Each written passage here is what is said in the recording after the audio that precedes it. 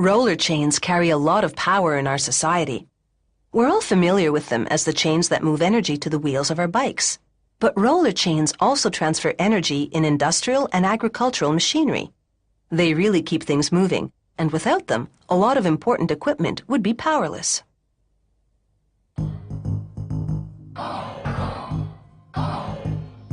To make a roller chain, a punch press pulls steel from a giant spool. Using 500 tons of force, it cuts shapes out of the steel. These shapes are the link plates that will join all the parts of the roller chain. The plates travel on a series of conveyors. An arm positions them as they head towards the next punch press that makes 2 holes in each link plate.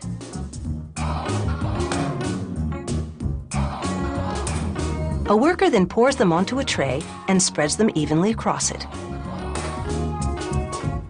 A vibratory mechanism shuffles them into a blazing furnace. This heat treatment toughens the steel. Then they cool down slowly in a tank of oil. After that, they go for a tumble in the washer to get rid of the oily residue.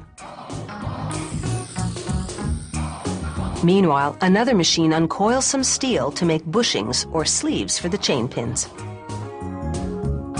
The blade slices the material to the correct length. Then mechanical arms fold the steel around a mandrel. Here's the action in slow motion. In real time, it all happens faster than you can blink an eye. The bushings fall into a bin. And now they're ready to be heat treated. They open the furnace and stand away from the blast. A rail car takes the bushings into the flames. This may look destructive, but the bushings will come out stronger.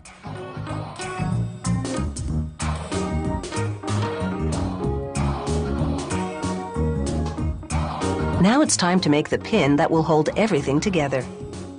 This machine shoves a steel rod into a jig and a saw cuts it to size, which varies depending on the chain it'll be used for.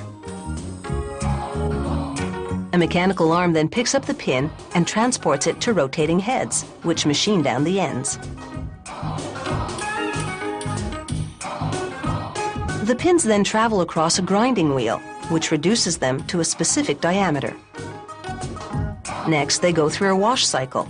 A special mix of lubricant and solvents rinses away the residue from the grinding. These are the pins before and after grinding. Now it's time to put the pieces together. This is a breakdown of what happens at a blurring pace on the assembly line.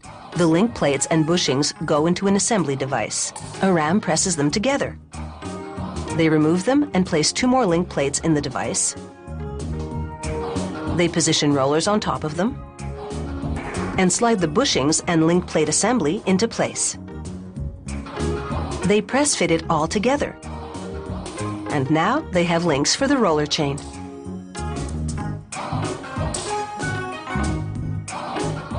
The next step is to fit the roller links together.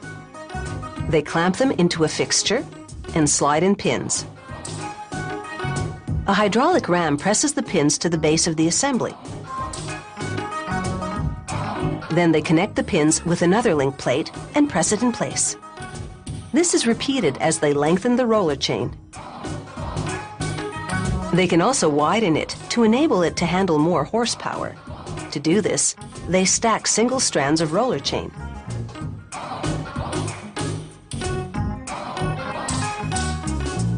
They use longer pins to hold all the layers together.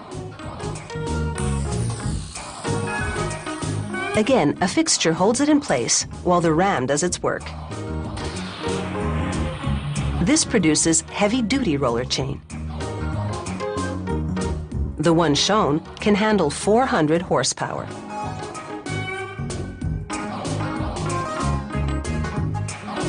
Finally, they lower the roller chain into a vat of hot grease to lubricate the joints. And that's the chain of events that leads to the roller chain.